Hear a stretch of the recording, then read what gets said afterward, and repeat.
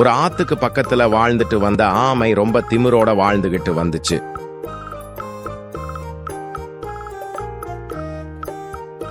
மத்தவங்கள மட்டம் தட்டுறது, மத்தவங்கள கேலி செய்யறதுன்னு வாழ்ந்துகிட்டு வந்துச்சு அந்த ஆமை.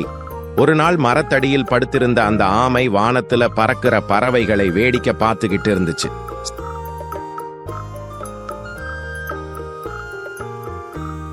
நம்மளால பறக்க முடியாம போச்சே, நமக்கு மட்டும் பறக்கிற சக்தி இருந்தா அந்த வானத்துல பறந்து பூமியோட அழக வானத்துல இருந்து பார்த்து ரசிக்கலாமேன்னு தனக்கு தானே பேசிக்கிட்டு இருந்துச்சு.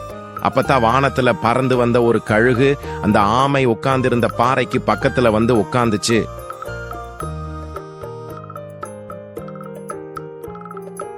இத பார்த்த அந்த ஆமை, கழுகாரே கழுகாரே, எனக்கும் உங்களை போல பறக்கணும் போல ஆசையா இருக்கு, என்னையும் தூக்கிக்கிட்டு வானத்துல பறக்குறீங்களான்னு கேட்டுச்சு.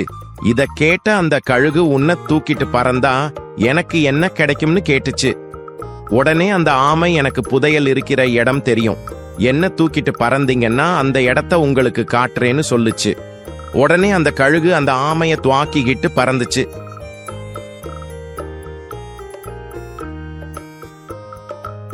வானத்துல பறந்த அந்த ஆமை, ஆகா, வானத்துல பறக்கிறது எவ்வளவு சந்தோஷமா இருக்குன்னு சொல்லி சிரிச்சிச்சு.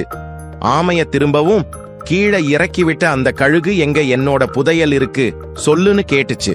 புதையலா? புதையல் இருக்கிற இடம் எனக்கு தெரிஞ்சா நான் அதை எடுத்து சந்தோஷமா இருக்க மாட்டேனான்னு சொல்லி சிரிச்சிச்சு.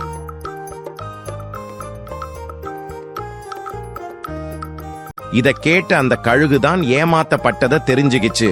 உடனே அந்த ஆமைக்கு நல்ல பாடம் புகட்டணும்னு முடிவு பண்ணுச்சு.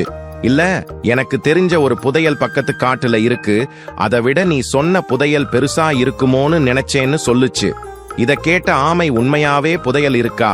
அப்ப மீண்டும் இந்த கழுக ஏமாத்தி புதையல் இருக்கிற இடத்தை தெரிஞ்சுக்கணும்னு முடிவு பண்ணுச்சு அந்த ஆமை.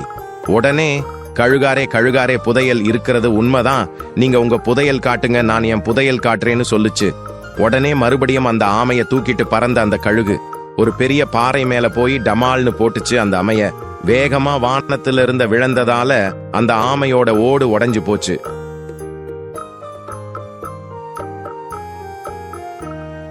அடடா, நமக்கு பாதுகாப்பான ஓடு உடைஞ்சு போச்சேன்னு வருத்தப்பட்டுச்சு அந்த ஆமை. மத்தவங்கள கேலி பண்ணி அவங்கள மட்டம் தட்டுன நமக்கு நல்ல தண்டனை அந்த கழுகு கொடுத்துருச்சுன்னு நினைச்சு வலியில துடிச்சு மயங்கி போச்சு அந்த ஆமை.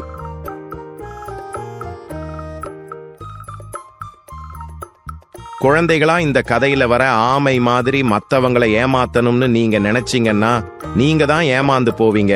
அதனால எப்பவும் நேர்மையா இருங்க.